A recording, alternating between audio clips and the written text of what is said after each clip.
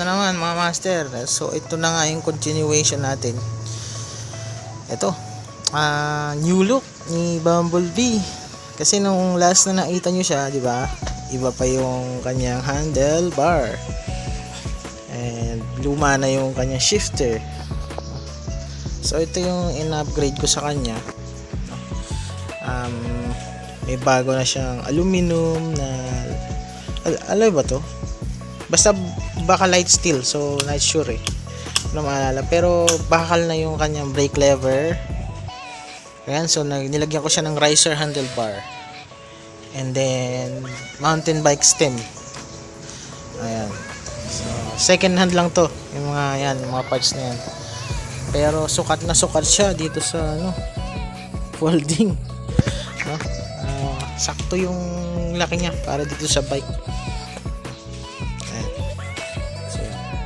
So nilagyan ko na rin siya nitong non-series na SIS na index na Shimano shifter. Generic lang siya, pero okay na rin siya. Maganda siya gamitin. Yan na siya. Yan na si Bumblebee. And then naka 7 speed na rin to na sprocket. Si Bumblebee 2080 to 14T. Yan. Yan yung kanyang speed ngayon. So crown naman natin siya. Kaya kung makikita nyo mga master, mukha na siyang hybrid na folding na mountain bike na may basket sa harap. Although pag tinanggal ko to, mas maganda siya tignan kung wala siyang basket. Kasi convenient talaga yung basket Minsan kasi marami akong binibili. Pagpad sa palengke, kailangan ko ng basket. So nga pala, bagong grips, foam grips to. Ayan, yung nilagay ko sa kanya. Tsaka kakulay niya. Ayan, sunshine yellow.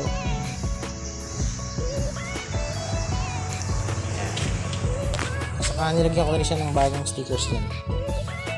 Yung design niya. Pandaya lang to kasi mayroong mga umbok na dyan bakbak. Bakit? Kasi minsan pag nagpa-park ka sa grocery, yan sa Walmart, mga kasabayan mo nagpa-park din, pasalya lang na salya ng bisikleta. Bahala na kung makagasgas sila ng ibang bisikleta. Yung problema dun. So ayan, siyempre siya yung lagi kong dinadala sa mall, sa grocery, mamimili. Siya yung nababakbakan. So yan yung upgrade na ito ni Bumblebee folding. Tinanggal ko na yung luma niya, pinalitan ko ng bago. Ayan.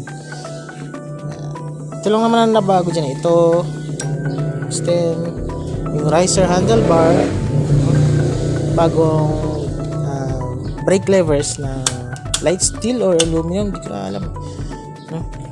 Ang ganda siya. Tapos foam grips, ibay, maganda siya kamay. And then Shimano na shifter.